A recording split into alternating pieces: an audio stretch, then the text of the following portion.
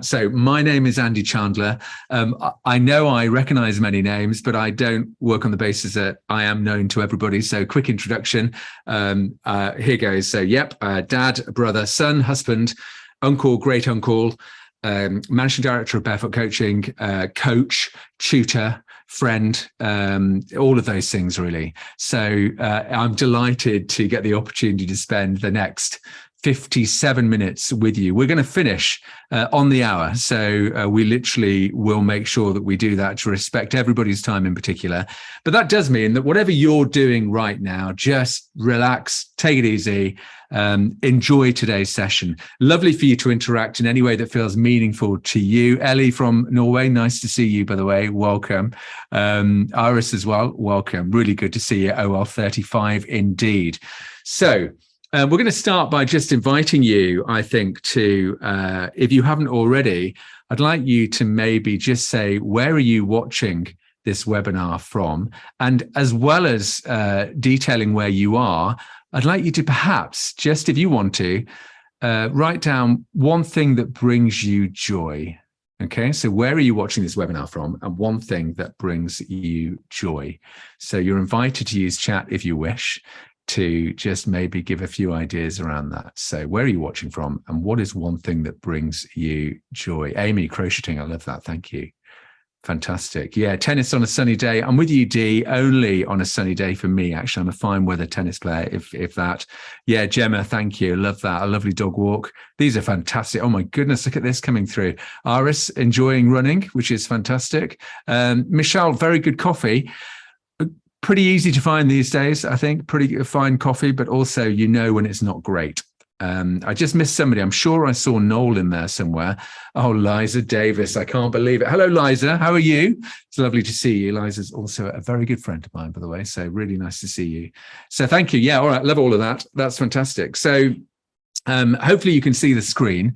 And I thought it'd be a good idea for those of you that have no idea, literally no idea, who Barefoot Coaching is, then this is us.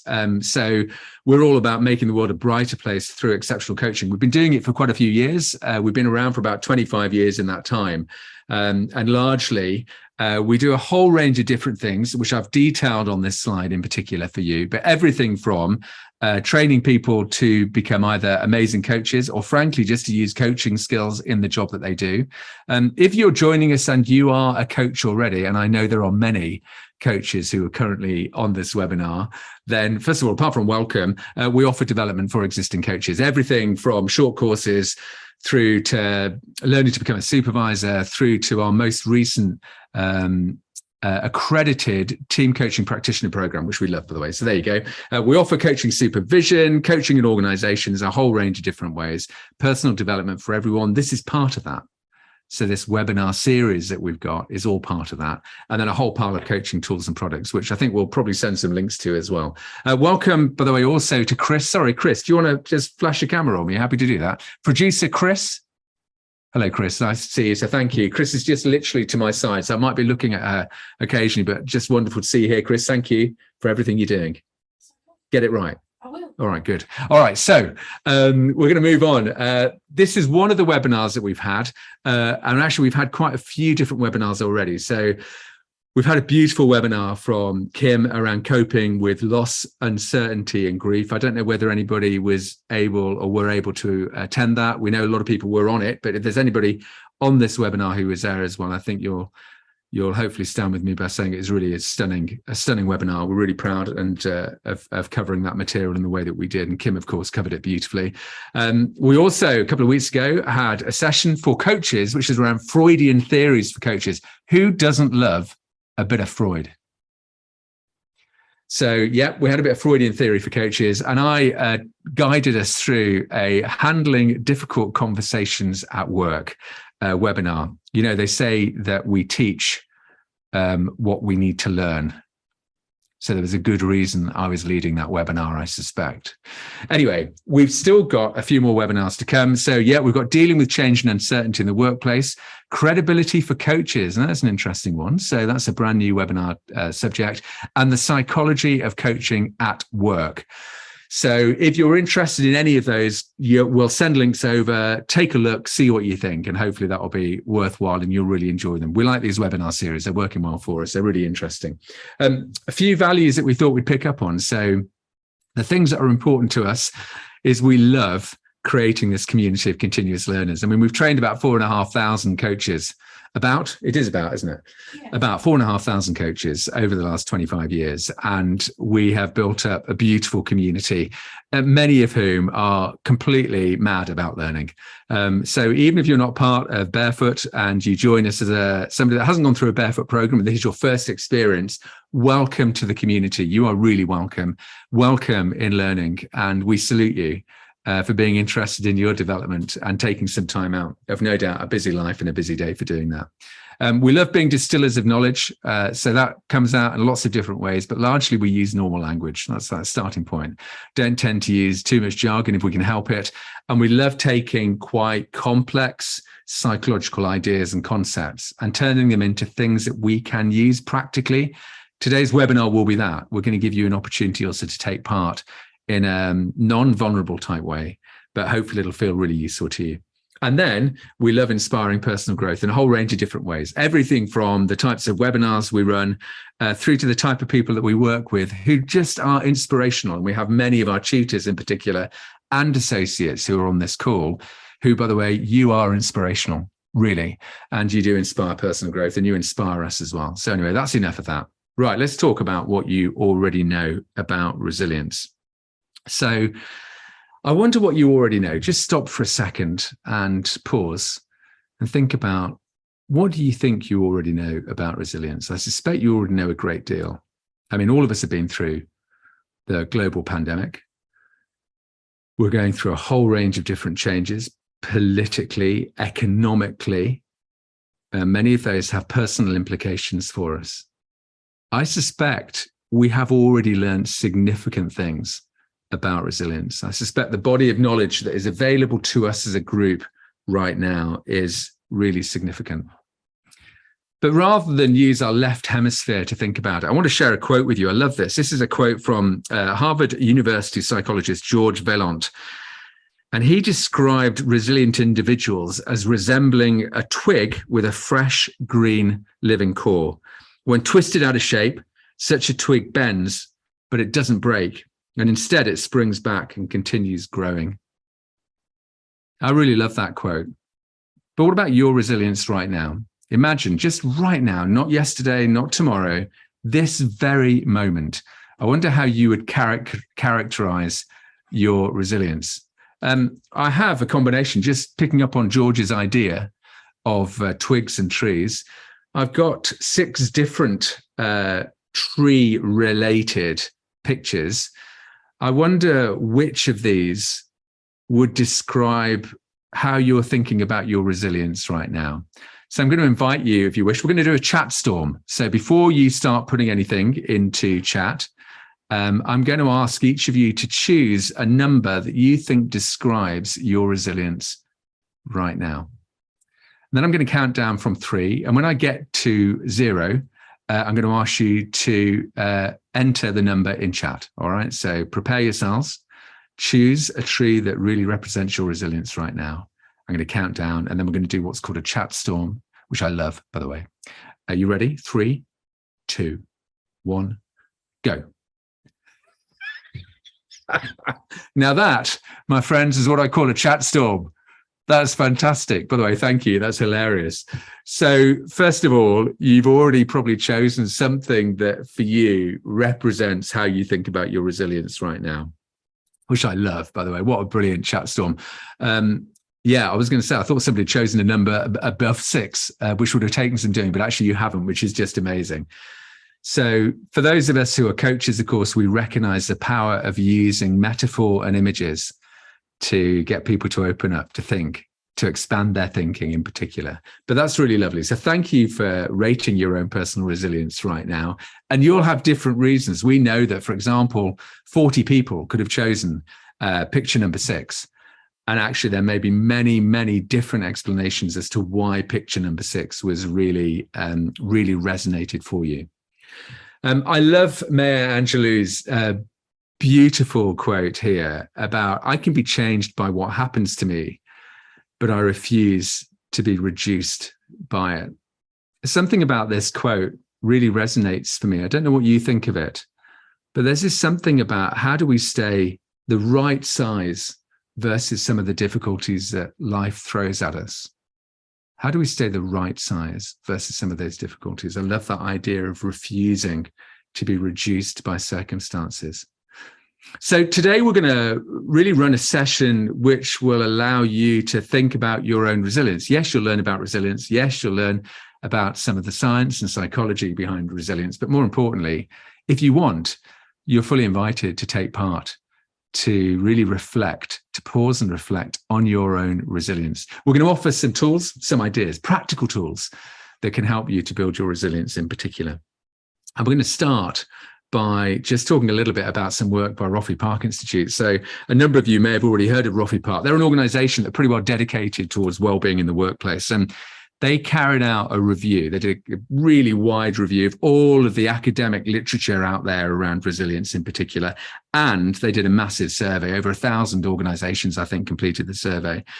Now, there's a few things they found out, which I find quite liberating and also, in truth, a bit of a relief. The first is that everyone is, to a certain extent, resilient. Let's just start with that. We all have some kind of base level of resilience, which I think is important. But no one is 100% resilient. And our resilience, of course, is situational. You know, there'll be some days when we feel strong, we feel the right size, and we feel resilient. And there are other days when our resilience is lacking. And that will be situational in nature. And it could be down to a whole number of different things. We're going to explore some of the things that can influence our resilience. Luckily, resilience, or rather, instead of just using the resilience word, the kind of the behaviors, the attitudes that support resilience are all learnable. Isn't that a relief? Like, they're all learnable. This is not something that been bestowed upon you at birth. This is something that for all of us, we can do something with, if only we understand where to start learning. I just want to say something to those who are joining from different organizations. Although we're positioning resilience as being this kind of importance of personal accountability, something that each of us can do, I think there is a responsibility at an organizational level to make sure that organizations are doing what they need to and can do to create the conditions for people to practice being more resilient. Many organizations, and I've been part of those as well, do a good job, I think, around well-being, but sometimes they prop people up, I think, to allow them to be able to just take more some of the headwinds that are coming their way. I think it's important just to say that although today's webinar is focused on what we can do something about, there's a wider point around what organizations, I think, can do around making sure they provide the conditions for people to be more resilient. All right, so that's really important. By the way, we're almost at the 200 mark in terms of the number of people that are coming through, which is unbelievable.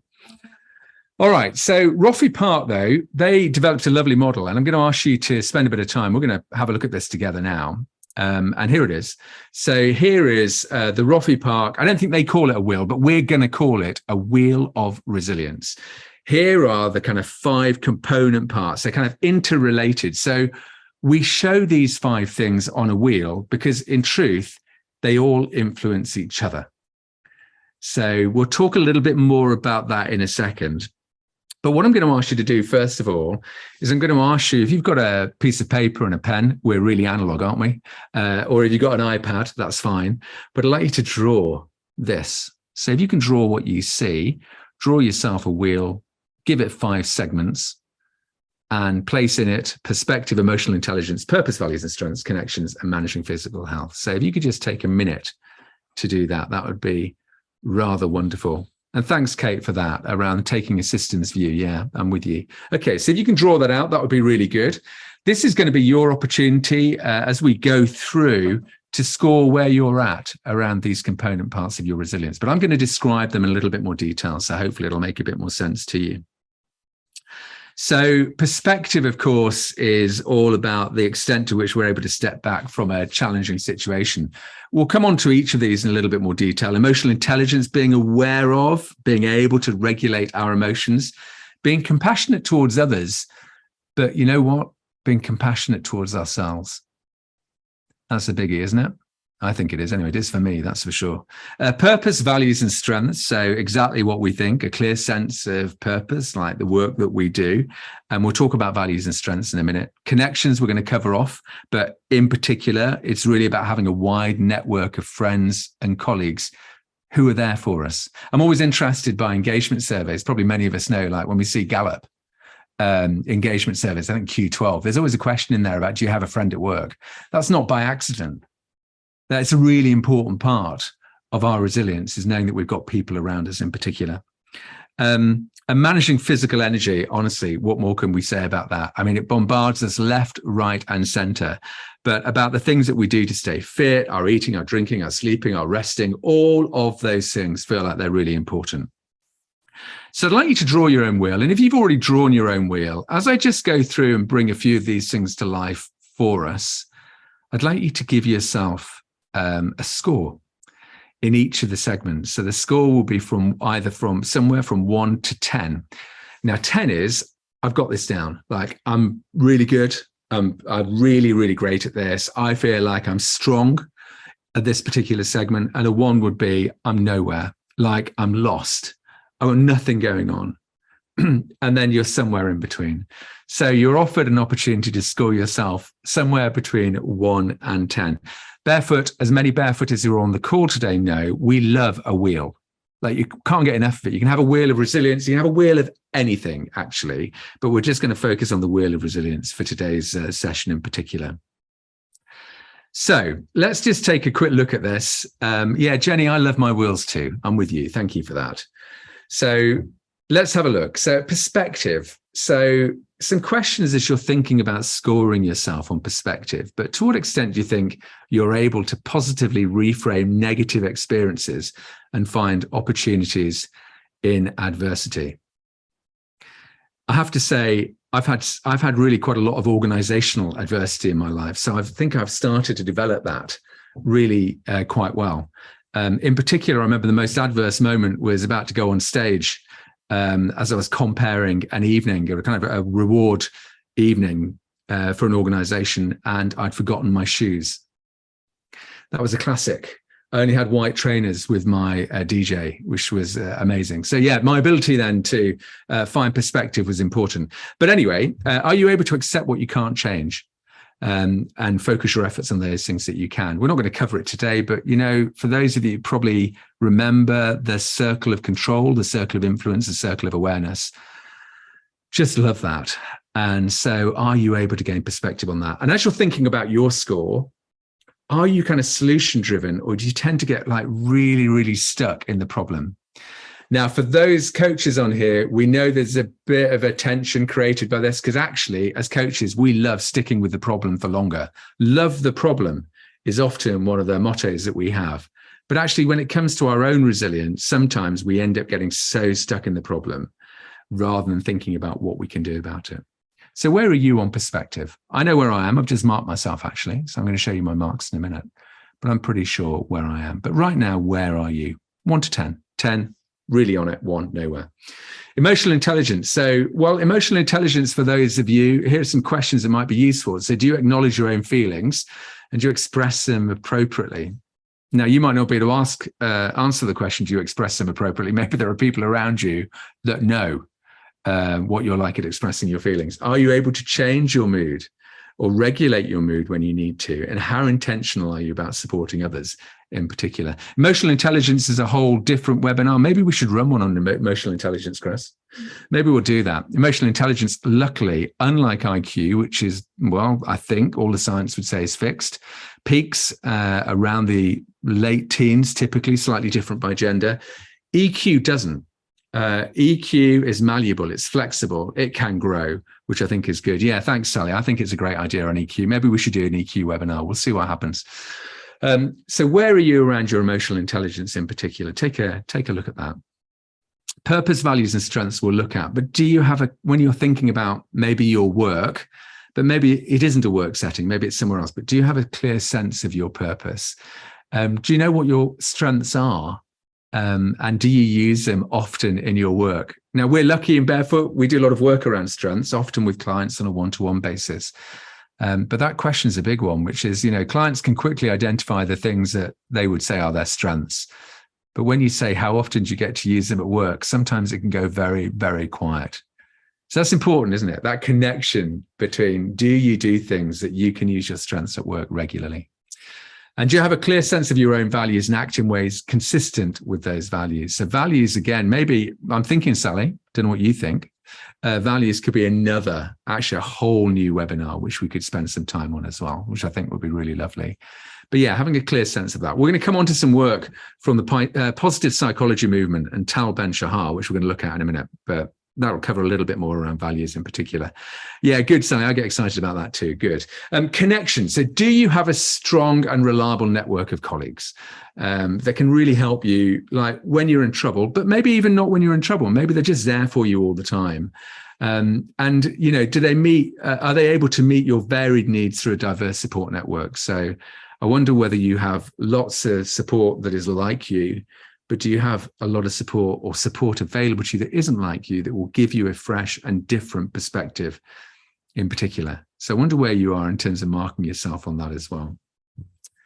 And then finally, managing your physical health. I honestly, when I said you teach what you need to learn, I can barely bring myself to say these words. Because I've got 3 carrier bags full of crisps upstairs in my office, and I'm trying not to eat them, but I'm doing very badly. Anyway, do you make time to exercise? Do you eat the right stuff? Do you get enough sleep? Do you make time for those things that bring you joy and help you relax? Yeah. So have a think about where you're at. So overall, as you're kind of running through each of them, I'd like you just to take a look at your wheel. Here's one that I did. I did this earlier, actually. I sound like Blue Peter. For those of you that are old enough, you know what I'm talking about. Here's one I prepared earlier. So what's your wheel looking like? Just stand back for a second. Just reflect. What are you noticing about that? Thank you, Michael Beck. I've got no willpower. Very little.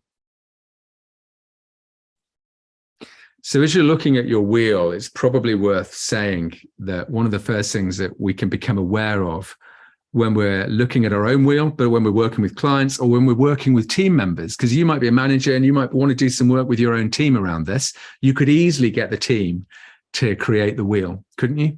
This would be a lovely thing to spend time doing, actually, and you could easily do it. But imagine that they've done that. So let's talk about negativity bias. One of the first things to do when you're looking at a wheel, when you put scores on it, is the first thing you want to do, of course, is look at the low scores. It's natural, but why is it natural? Well, because we know that as human beings, our reptilian brains in particular are wired to look out for those things that potentially can damage us or do us harm. Now, that's fine when we're being hunted by predators, but in the workplace or when we're filling out a wheel, honestly, it can be really tough. And so one of the things I'd like to encourage you to do is when you're looking at your wheel, please, why don't you start with those scores that are higher? Like, for example, as I'm going through this, I'm thinking, you know what? Yeah, actually, I'm really just blessed to have the kind of connections that I need right now. I really feel that. I mean, I've got people at work who tell me it as it is, but are also kind and are compassionate and are there for me, and I'm there for them. And I really want to celebrate that. And even that act of celebrating the scores that are going well, don't you think that's something which just gets you the right size again? Maybe it just makes you feel just that little bit taller, that little bit stronger, that little bit more confident. Maybe. So it's really important to think about negativity bias as being something that can often be at play. Yeah, Vivian, I've got that. I'm not surprised, Vivian. I remember you well, by the way, and I'm sure that is the case. For those scores that you have that are higher, it might be worth spending some time just immersing yourself and celebrating, patting yourself on the back, saying, you know what, actually, that isn't just by accident. Maybe thinking about it, that could be another webinar. We can talk about imposter syndrome. But actually, these things aren't by accident. There's a reason these scores are better. They're not just circumstantial. There's something about what we do that creates that, which I think is really powerful. So anyway, start thinking about what are those things? What does your will look like? Inevitably, of course, once you've spent time looking at those things that feel like actually they're not bad, and I'm looking at those thinking, you know what, for me, connections feels like, yeah, it's where it needs to be. I'm pretty happy with a 9. My purpose, values, and strengths right now, this very minute, feels strong, as does perspective. But I've got a couple of areas which are catching my eye now and I'm interested in. And you might have the same as well, by the way, which is around, for me, it's emotional intelligence. It's a little bit lower, but particularly managing physical health. But anyway, what I'm going to do now is I'm going to offer up some tried and tested tools and ideas, which I just hope you find really useful. And they could maybe help you to work and continue developing on your resilience. So you're happy if I just kind of continue and do that? Okay. All right. Well, that's what I'm going to do. I'm just going to take a sip first of water just to look after my physical well-being. Tracy, I love that. Sorry, Tracy, I don't mean I love the fact that your physical health score is lowest. I like the point you're making, which is it's potentially impacting on the others. I think it's a really important point that you make so beautifully, which is this is why the wheel's so important. These interdependencies, the work that we do or don't do on a particular segment inevitably impacts on the others. It just does, right? So if we don't look after our physical health, for me, I know, honestly, the first thing that goes when my physical health isn't where it needs to be is perspective. It just is. It's the way I'm wired. So however much I know about the models, however much I teach it, I just kind of know the two are impacted. And so, yeah, I think that's a really, really important point. Equally, doing work around my physical health has a kind of a collateral positive impact around it, which I think is really important. Thank you, Tracy, for sharing that as well. I wonder whether people actually want to just share what's emerging for them already. Please only go so far as being as vulnerable as you feel safe being. But what are you noticing about your wheel? Let's give you a second just to maybe, if you want to, you'd be very welcome to share anything that's emerging for you already in what you're doing. So let me just give you a little bit of space to do that. What are you noticing about your own wheel, about your scores, about the relationships of all of them? Thanks, Hannah. Yeah, I get that too. I really feel that. Good one, Tracy. Thank you. Already feeling a desire to want to do something. We're going to give you an opportunity at the end of today's session, by the way, to make a commitment if you want to. It'll only be to yourself. So yeah, thank you. Yeah, thanks, Kathy. We'll talk a little bit about the role of coaching, I think, in a minute as well, in terms of how it can shift your scores. I think coaching, self-awareness, and the impact of being coached can all play a very big part in that as well. Thank you, Manisha. Yeah, really nice. So using the circle of control to help with managing this. So for those of you, I didn't include it in here. I wonder, Chris, could we add it on when we send out the slides afterwards? But we'll have the circle of control, circle of influence, circle of awareness. I think it's a nice one to include in there. Michelle, thank you. Yeah, I love that. So isn't that brilliant? You know, your purpose score is really high, and that's a brilliant reminder that where I want to be. We don't often take time out, do we, to really celebrate where we are and the things that are working well. Yeah, thank you, Julie. Friends at work, got that. Yeah, thanks, Rachel. All my scores are at a similarly midway point, lots of opportunity to increase. Yeah, maybe, but also lots of opportunities, I think, to reflect on where do all the scores need to be? You know, for some of us, actually, emotional intelligence is a 7. Maybe that's enough. Maybe there will be situations there in the future where it isn't enough. So that's also interesting, isn't it, in terms of where it goes to? All right, thank you. These are really, really powerful. Sukhneil, thank you. The power and influence of emotions on resilience. Yeah, so if you're interested in looking at emotional intelligence, there's lots of ways of doing that. I remember us doing quite a lot of work with, I think, a psychometric called EQI 2.0. Which is interesting, actually, which allows people to get a much stronger idea of what's going on for them around their emotional intelligence. But you don't need a psychometric to do that. Often it can be just a period of reflection and a few of the right questions from a coach, or frankly, just a few of the right questions. All right, let's go on. Let's keep moving, shall we? So we're going to talk about a couple of tools. So the first thing I want to just share with you is what I believe to be pretty well the best stress relieving tools that I know. What I love about it is so easy to use. It's simple. It comes from a kind of rational emotive behavioral therapy, but I wouldn't let that put you off, because actually it's just a really clever tool. So it's called the Scale of Awfulness, and a number of you will already know about this, but some of you won't. And I'd like to talk to all of you about how you could use this tool. Now, it starts with creating some discomfort.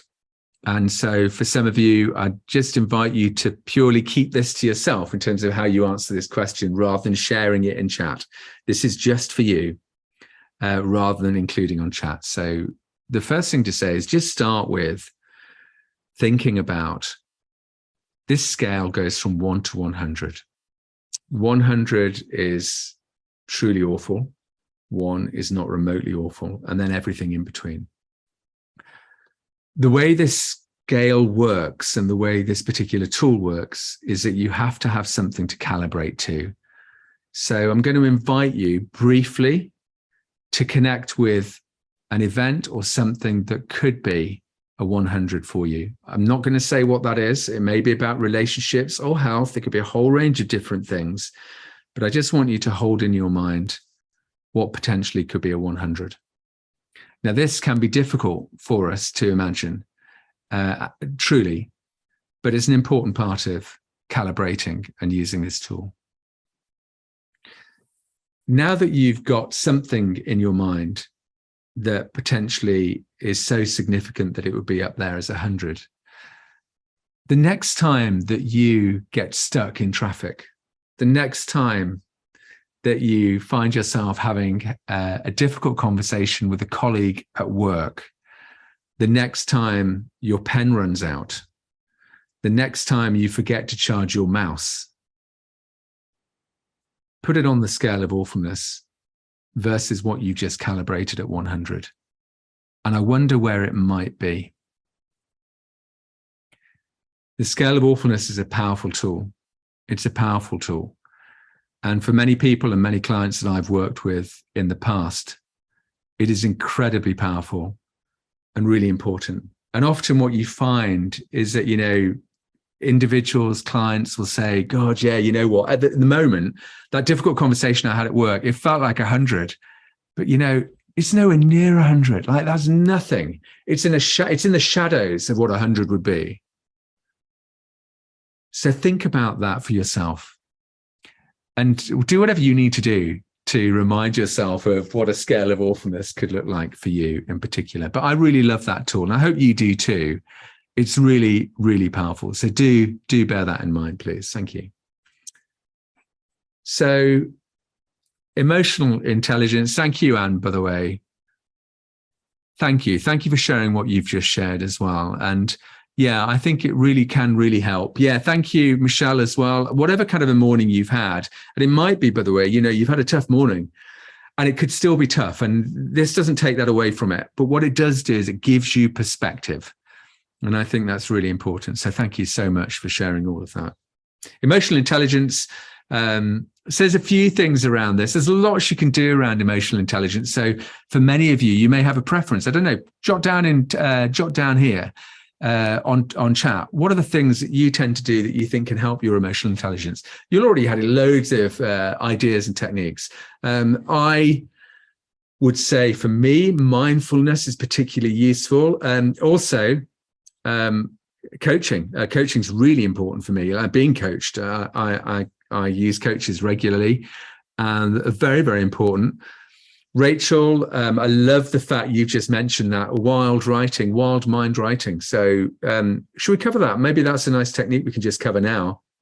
So if you remember, emotional intelligence is partly about identifying what's going on for you, identifying the emotions at play. Sometimes the vocabulary, we may have limited vocabulary around emotions, by the way. We might go to happy and sad, but actually there's so much more color involved, which I think is really important. Yeah, thank you for all of those, by the way. Great. Wild mind writing's really interesting. So for those of you that maybe are not aware of it, the idea is that you're accessing perhaps the unconscious. And you're doing that in a way through a technique called wild mind writing. The way it goes is this. So if you have a pen and paper, do you want to have a go now? Should we just do it? Let's do it. So I want you to imagine that you want to just rest your attention on your emotions. You're not sure what's going on emotionally for you, but you just want to rest your attention on your emotions. What you would typically do is you would get you would get a blank sheet of paper. Here we go. Thinking about your emotions, we would invite you to put your pen on the paper and start to write without thought, actually, and write for a couple of minutes without lifting your pen on the paper. Don't think. You don't need to think, just see what words come out. And you do that for a period of 1 or 2 minutes. You can do it for longer if you want, but normally that's enough. Over that period of time, you're really avoiding using your left hemisphere. You're really taking the opportunity just to see what emerges. It could appear to be utter gobbledygook. It could appear to be random, can include stuff that you want to eat tonight, relationship challenges, charging your mouse. In fact, I'm probably saying what's on my mind, aren't I, by doing all of that? Anyway, I haven't got a relationship challenge, in case you're wondering. Anyway, so what's great about that is after you've done that for a minute or two, you can look down your list and start to then just stand back. Start to underline, circle, highlight those words and phrases that feel like they may resonate for you around your emotions. So wild mind writing is a really beautiful exercise, and you can use it in a lot of different ways in particular. Pam, thank you for that. I love that. Pam's just shared Brené Brown's Atlas of the Heart, which is truly great. And she shares 80 plus different words to help describe the emotional vocabulary. So yeah, maybe we'll send a link to that. And Rachel, I agree, it's a really great book. But anyway, that's wild mind writing for you. Thanks, Laura. I'm glad you like that. If you perhaps, when you did your wheel, were looking at it and thinking, golly, what about my, purpose, values, and strengths? I love this work by Tal Ben-Shahar. So Tal Ben-Shahar's appeared quite a few times, actually, particularly throughout the pandemic. He's writing around positive psychology, but he's got this lovely, it's a Venn diagram, isn't it? But it sounds rubbish when I call it a Venn diagram. So he's got this lovely ideas around fulfilling goals. So he says that one of the things you can do is spend a bit of time thinking about what gives me meaning, what gives me pleasure. He's not kind of talking about hedonistic pleasure as such, but anyway, what are the things that bring me pleasure? And what are my strengths? So as coaches, when we're presented with somebody that's feeling a bit stuck in their career or a bit stuck at work, sometimes this can be a really useful model. Say, well, look, why don't you just think about what are the things, forget the situation for a minute. What are the things that really give you meaning? So for example, giving me meaning, well, this actually, teaching and learning, helping and serving others largely really gives me meaning. Expressing myself, being creative does that. What gives me pleasure? Specifically, believe it or not, choral singing. I know it's a long story. It's come late in life, but I'm nuts about it. I can't help myself. I love choral singing. When I'm doing it, I feel amazing. What are my strengths? And the strengths in this particular case are actually, what are the things that when you do them, they give you strength? I really love that definition of strengths. So rather than the things that you're good at, it could be those things, but it could equally be, what are those things that when you do them, you just know you get paid, you get a payback, you get like a boost in particular when you're doing that, which is just fantastic. So what are the kind of things for you? What are the things that give you meaning? What are the things that bring you joy or give you pleasure? And what are the things that actually give you a payback, that give you strength when you do them? Anne Roberts, I'm glad. Welcome to the singing club. Never too late, by the way. I'm 54 last week. And I reckon I've got a lot of singing left. I'm determined to make that.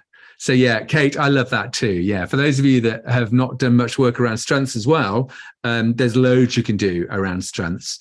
But I love that idea of a strength being defined as something that when you do it, it gives you strength.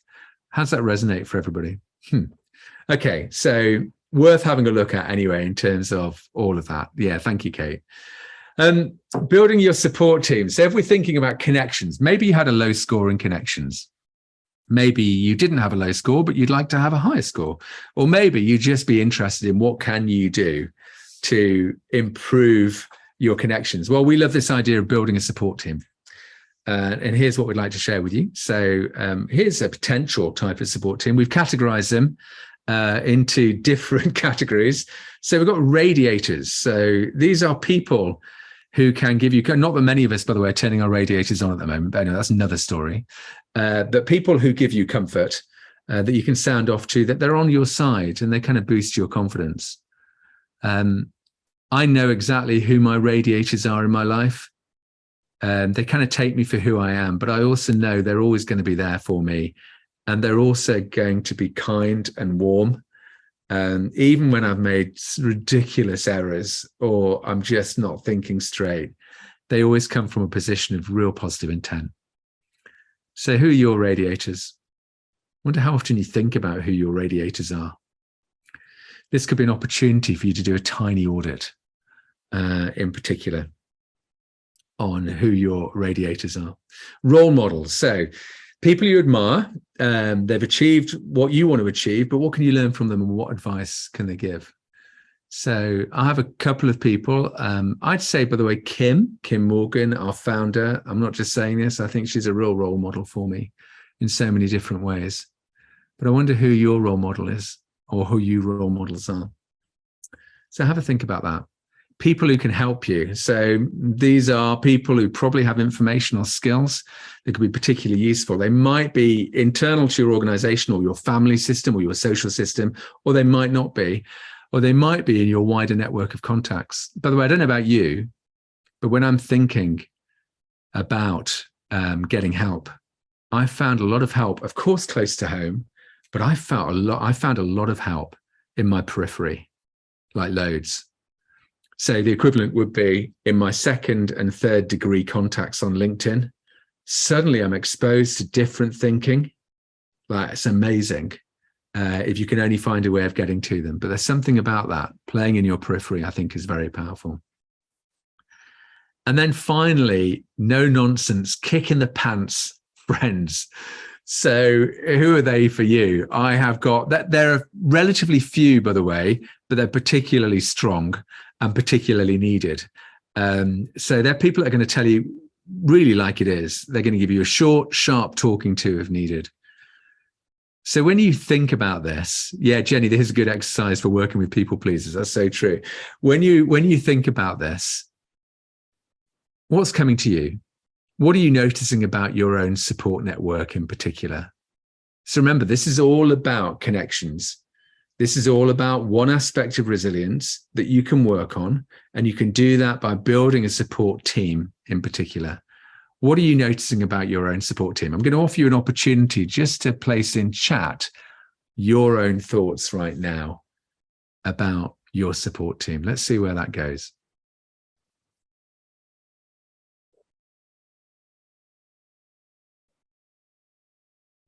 Vivian, lots of radiators. Good. Well, you're going to stay very warm. David Bottomley, there you are. Where did you appear from? You got quite a few gaps. Good luck in filling those. The starting point, of course, is acknowledging where we are, isn't it? And that's what's so beautiful about this. Laura Woodward, that's good. If you are the no-nonsense friend, maybe you're offering that no-nonsense friendship to others on this call today. That would be a lovely thing. Oh, I love that, Hannah. Thank you. Yeah, so you share a story of when you bridge a relationship with somebody with the most difficult stakeholder. Really like that. Thank you. Hi, Ruth. Ruth Richards, a beautifully alliterated Ruth Richards. Yeah, I think I do too. I have people who also, I think, pretty well fulfill multiple roles. Love that. Thank you. Just reading through some of the comments as we're going.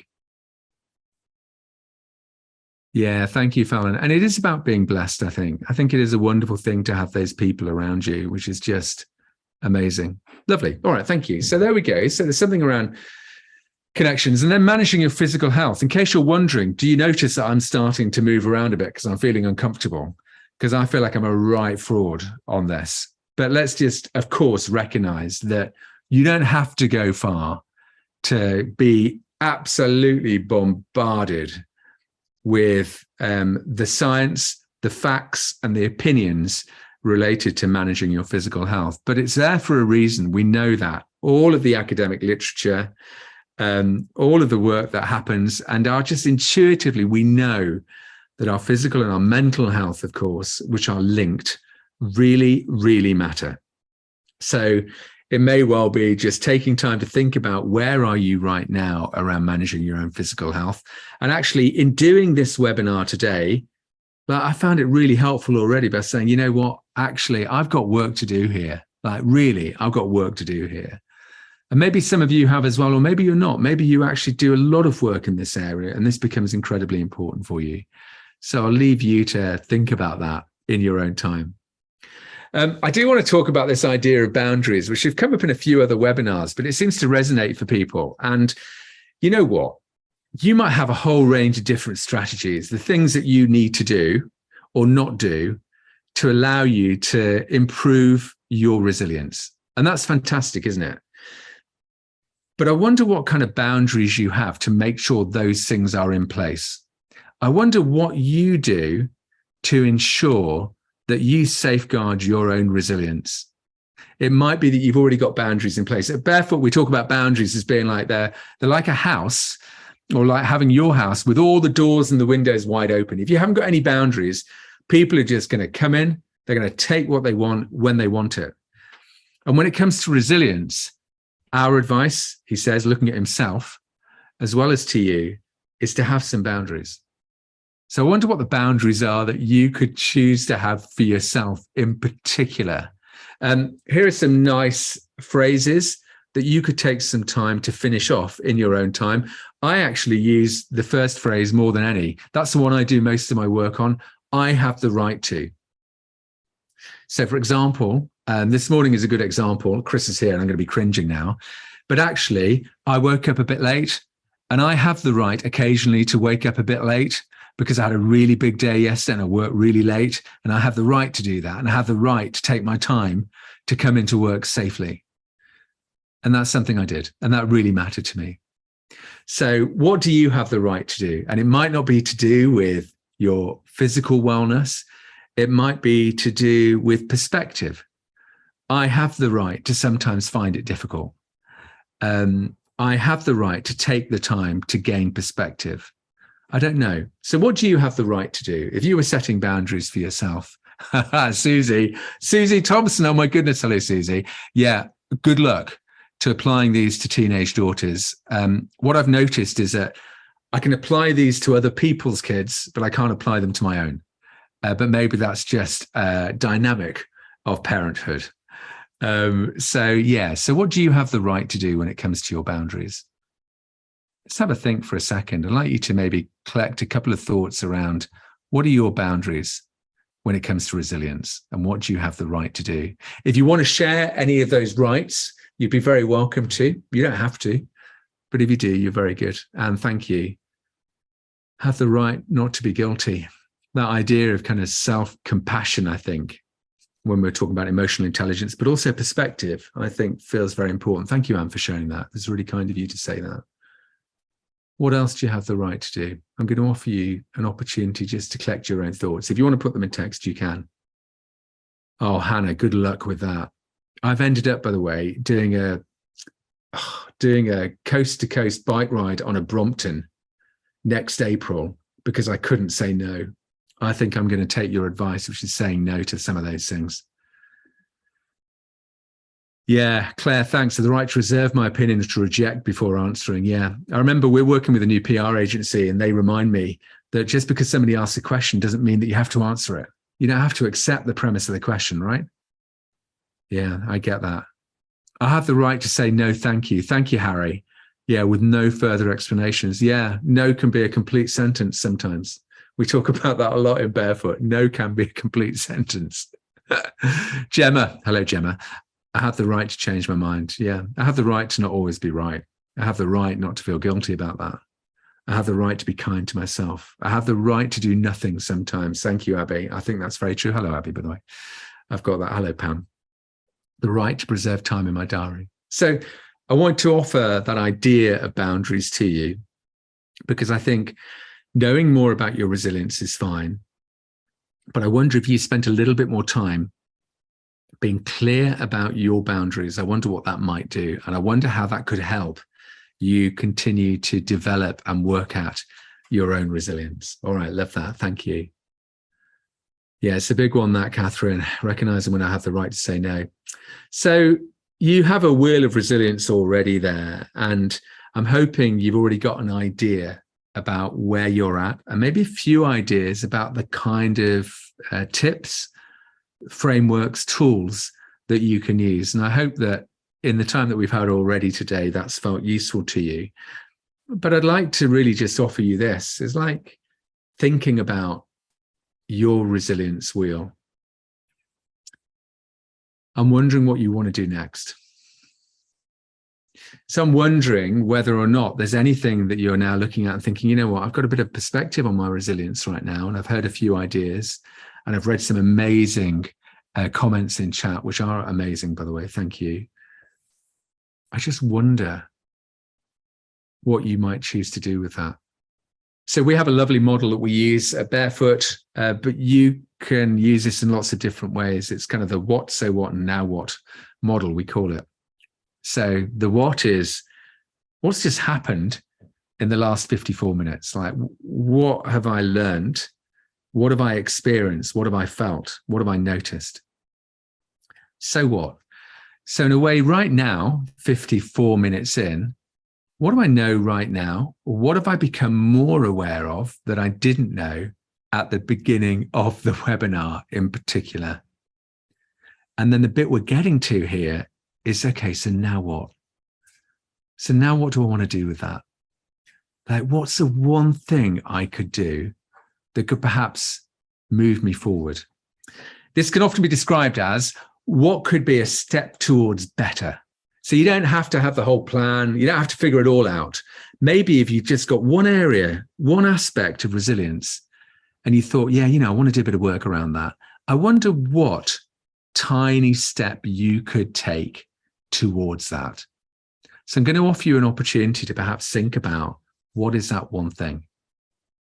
If you want to make a commitment, that's fine. But equally, and I saw a lovely chat earlier, which was saying maybe you actually know that it's enough. You are enough, and you are enough, by the way. But maybe you're fine. Maybe it's just great. And maybe you just want to leave it at that. And that's also okay. But you might find there's something in there that you want to do a little bit more work on. So the invitation is to think about, what is that? What one thing could you do? You might want to do it straight away. You might want to do it the moment you leave this session. Or you might want to do it in the next couple of days, the next week, the next 3 months, the next year. But I wonder what that might look like. We often encourage mobility of thought and mobility of action as well, particularly. So I think that's really nice. Thank you, Elizabeth. I'm glad that you like that idea of the wheel of resilience and linking that to strengthening boundaries. Yeah, I really get that. Rachel, good luck with focusing on your sleep. Thank you for that. And yes, of course, it impacts so much, doesn't it? It really does.